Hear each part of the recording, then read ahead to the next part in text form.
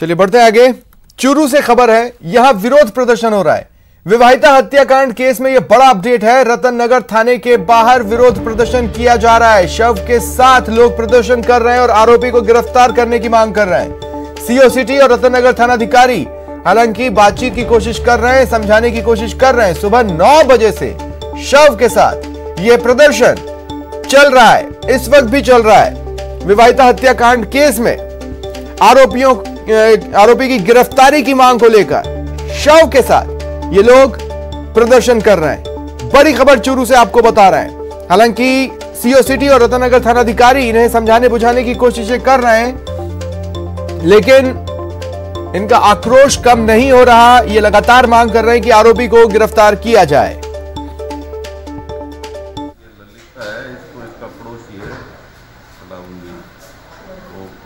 चूरू जा रही थी, टेम्पो से उतार के गाड़ी आगे लगा के तो कहीं ले गया। 2-3 घंटे बाद में उसको जहर वहर पिला के उसके घर के आगे पटक गया बेहोशी की हालत में। वो चूरू एडमिट हुई थी। चूरू के बाद में उसको बीकानेर पीबीए में भर्ती करवाया, जहाँ उसके दौरान इलाज मृत्यु हो गई। तो उसके पिताजी की रिपोर्ट और ज्यादा जानकारी के लिए बात करेंगे सहयोगी मनोज से। मनोज, क्या अपडेट्स है, इस वक्त क्या स्थिति है?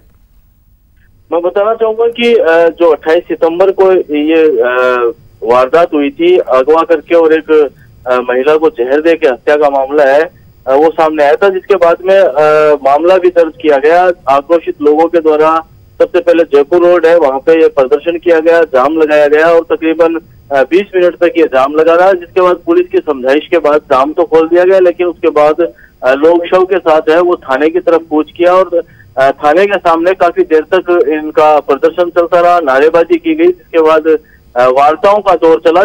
पुलिस के इस आश्वासन पर कि 24 घंटे के अंदर आरोपी को गिरफ्तार कर लिया जाएगा। जो वारदात के अंदर जीप है तो यूज में ली गई है, उसको पुलिस ने आज ही बरामद किया है। उसके बाद आरोपी की गिरफ्तारी को 24 घंटे में देने के बाद सहमति बनी है, जिसके बाद अब जो शव है उसको लेके परिजन और रवाना हुए हैं। जी चलिए, शुक्रिया तमाम जानकारी के लिए।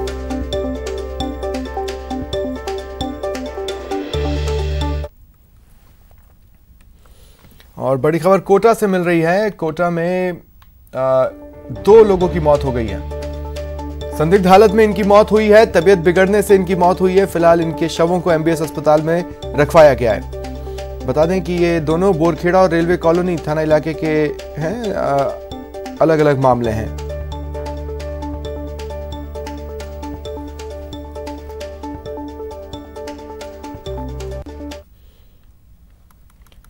भरतपुर में एक पुलिसकर्मी की अचानक तबीयत बिगड़ गई। परिजनों ने तुरंत उसे भरतपुर के आरबीएम अस्पताल में भर्ती कराया, जहां परिजनों ने अपने स्तर पर ऑक्सीजन सिलेंडर का बंदोबस्त किया।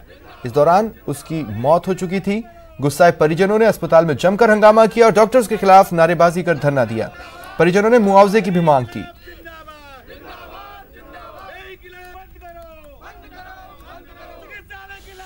हॉस्पिटल में भर्ती कराया अपने बच्चे को। सबसे पहले तो वहाँ डॉक्टर नहीं था। जब पूछा तो उन्होंने जवाब दिया कि डॉक्टर आधा घंटे में आएगा, आप वेट करिए। सीरियस कंडीशन होने के बाद में भी उन्होंने कोई उनको प्राथमिकता नहीं दी। जब उन्होंने भर्ती किया तो ये सिलेंडर के बाद सिलेंडर की व्यवस्था, तो हमारे बच्चे सिलेंडर लेके आए वहाँ से स्टोर से, तो वो पहला सिलेंडर खाली था, उसमें कुछ नहीं लगा। दूसरा सिलेंडर लेके आया तो दूसरा सिलेंडर भी खाली पाया गया। तीसरा सिलेंडर लेके आए, उसमें थोड़ी बहुत गैस थी, लेकिन उस गैस के क्या नली थी ओनली, मास्क नहीं था, जबकि उनको मास्क लगाना चाहिए। तो जैसे साफ जाहिर होता है कि प्रशासन की लापरवाही है इसमें।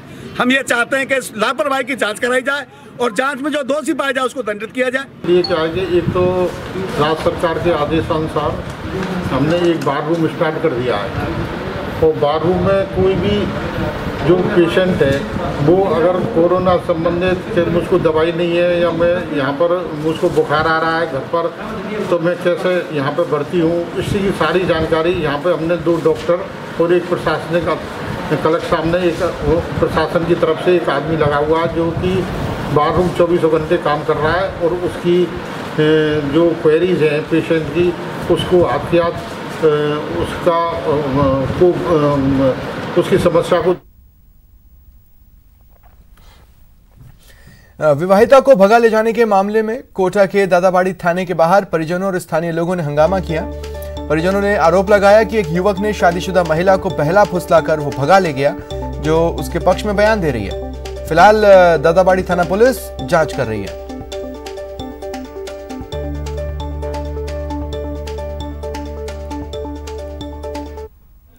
उसे जबरन गाड़ी में बिठा लेता है, उसका बच्चा उसको रोकने का प्रयास करता है, तब भी नहीं रुकता है।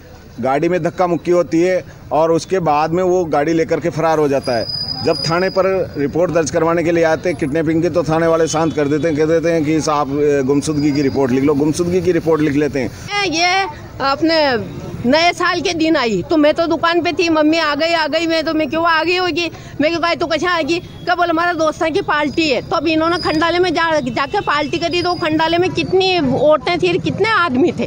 को एक महिला की उसके परिजनों ने यहाँ गुमशुदगी दर्ज कराई थी। आज ये महिला खुद यहाँ उपस्थित थाना आई और इसके पीछे ही इसके जो परिजन और अन्य लोग थाने पे आ गए थे और कुछ लोगों ने इस चीज़ को लेकर हंगामा किया। इसमें एक व्यक्ति की चोट आई है, इसमें इसकी रिपोर्ट ली, मेडिकल मुआयना करा है, नियमानुसार कार्रवाई की जा रही है। श्रीगंगानगर में पुलिस ने अवैध शराब के खिलाफ बड़ी कार्रवाई की। पुलिस ने रायांवाली बाईपास पर एक कार से 75 पेटी अवैध देसी शराब बरामद की। हालांकि इस कार्रवाई के दौरान अंधेरे का फायदा उठाकर आरोपी फरार होने में कामयाब रहे, लेकिन पुलिस को कार से मोबाइल और चूरू निवासी आरोपियों की आईडी भी मिली है, जिसके आधार पर पुलिस ने आरोपियों की तलाश शुरू कर दी है।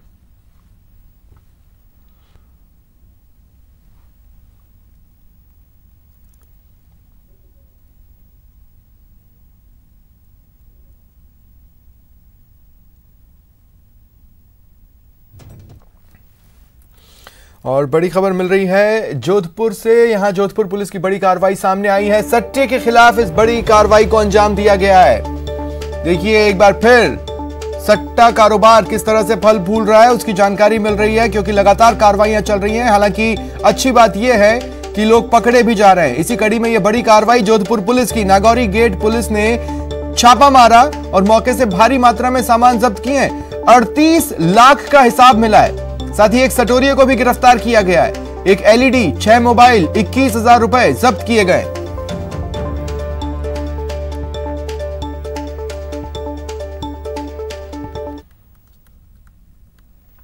कोटा से बड़ी खबर है, 29 लोग गिरफ्तार हुए हैं, 6 गाड़ियां जब्त की गई हैं। ओवरलोडिंग के चलते यह कार्रवाई हुई। 248 बकरियों को मुक्त करवाया गया। फिलहाल कैथुनी पोल पुलिस जांच में जुटी है।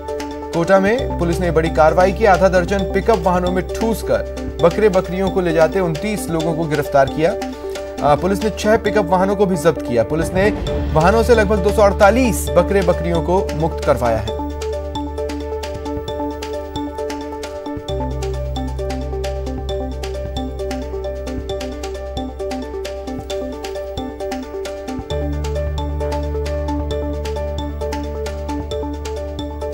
आपके निर्देशन में कल रात्रि 3 से 5 नाकाबंदी का आदेश था।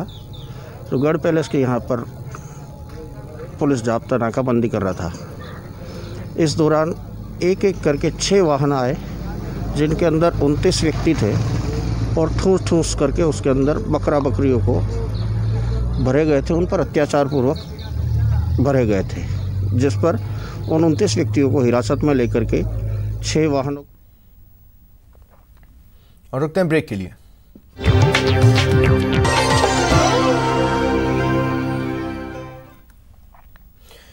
ब्रेक के बाद स्वागत है आप सभी का।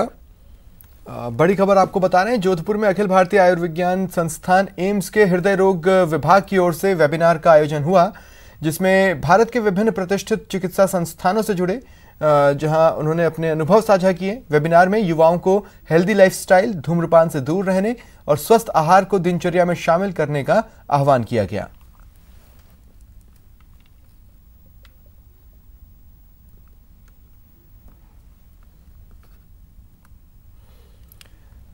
पूर्व सीएसडीबी गुप्ता का विदाई समारोह चल रहा है, आइए देखते हैं सीधी तस्वीरें। अपनी ओर से मैं हार्दिक उनको बहुत अपने मन की गहराइयों से उनका धन्यवाद करता हूँ कि उन्होंने इतनी शुभकामनाएं दी, प्रेम से सोचा और निश्चित रूप से दोस्तों के साथ कभी फेयरवेल होता ही नहीं है। ये तो शाश्वत चीज़ है, चलेगी दोस्ती, बल्कि अब मेरे को टाइम और ज़्यादा मिलेगा तो दोस्ती को निभाने का।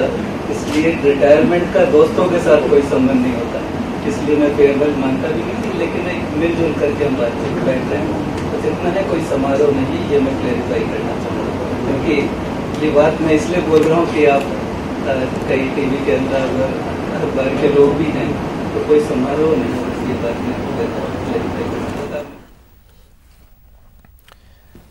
प्रदेश में कोरोना लगातार पांव पसार रहा है। इसे ध्यान में रखते हुए नो मास्क नो एंट्री अभियान शुरू किया गया है। आज दौसा में कलेक्टर पीयूष समारिया ने नो मास्क नो एंट्री के पोस्टर का विमोचन किया और इसके जरिए लोगों से मास्क लगाने की अपील की, साथ ही सोशल डिस्टेंसिंग की पालना करने की भी बात कही।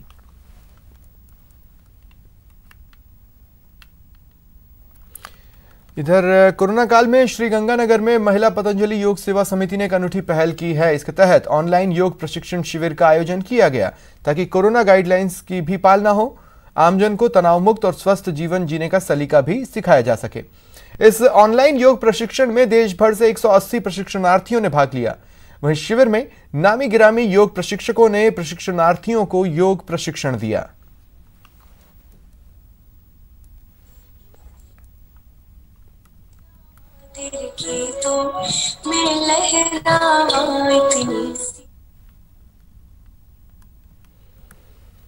कोटा में वन्यजीव सप्ताह की कल से शुरुआत होगी। 1 से 7 अक्टूबर तक यह सप्ताह मनाया जाएगा, जिसमें आम नागरिकों को वन्यजीव और वन संपदा से जोड़कर प्रतियोगिताएं आयोजित की जाएंगी।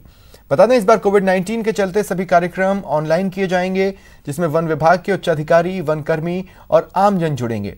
सप्ताह के दौरान विद्यालय का आई कार्ड प्रस्तुत करने पर स्टूडेंट्स को कोटा चिड़ियाघर में निःशुल्क प्रवेश दिया जाएगा।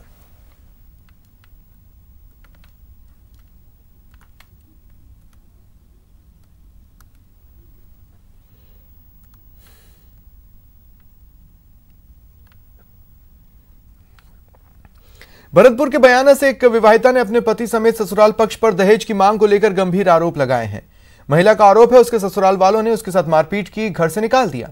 वहीं पीड़ित ने पति समेत ससुराल वालों के खिलाफ मामला दर्ज करा दिया है। पुलिस ने जांच शुरू कर दी है।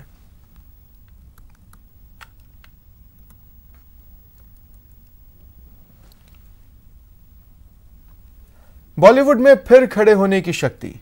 प्रसून जोशी ने एक आलेख लिखा है, न्यूज 18 की वेबसाइट पर यह आलेख है, आप वहां जाकर इसे पढ़ सकते हैं। मौजूदा मुश्किलों से उबरने के उन्होंने उपाय बताए हैं। प्रसून जोशी ने अपने आलेख में लिखा है कि सिनेमा को समृद्ध बनाने के क्या नुस्खे हो सकते हैं। प्रसिद्ध गीतकार और सेंसर बोर्ड के अध्यक्ष प्रसून जोशी ने न्यूज 18 की वेबसाइट पर एक लेख लिखकर बॉलीवुड को मौजूदा मुश्किलों से उबरने के उपाय बताए हैं। अपने लेख में प्रसून जोशी ने दावा किया कि उनके उपायों से न सिर्फ बॉलीवुड को संक्रमण काल से निकलने में मदद मिलेगी, बल्कि वर्तमान सिनेमा को भी समृद्धि हासिल होगी।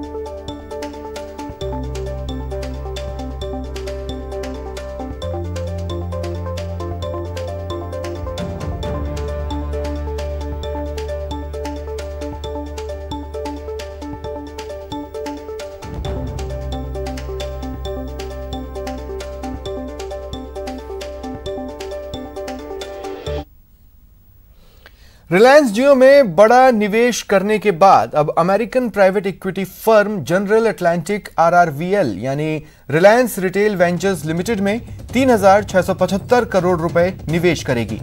इसके बदले में कंपनी को रिलायंस रिटेल में 0.84% हिस्सेदारी मिलेगी। ये निवेश 4.29 लाख करोड़ रुपए के इक्विटी वैल्यू पर किया जाएगा। RIL की सब्सिडियरी में जनरल अटलांटिक का ये दूसरा बड़ा निवेश है। इससे पहले जनरल अटलांटिक ने जियो में 6,598.38 करोड़ का निवेश किया था।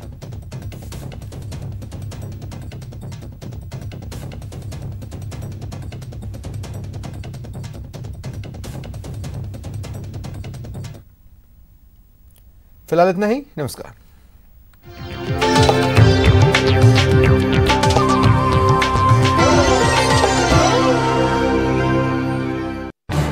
इस न्यूज हेडलाइंस के प्रायोजक पेट सफा आयुर्वेदिक जूस, पेट सफा हर रोग दफा।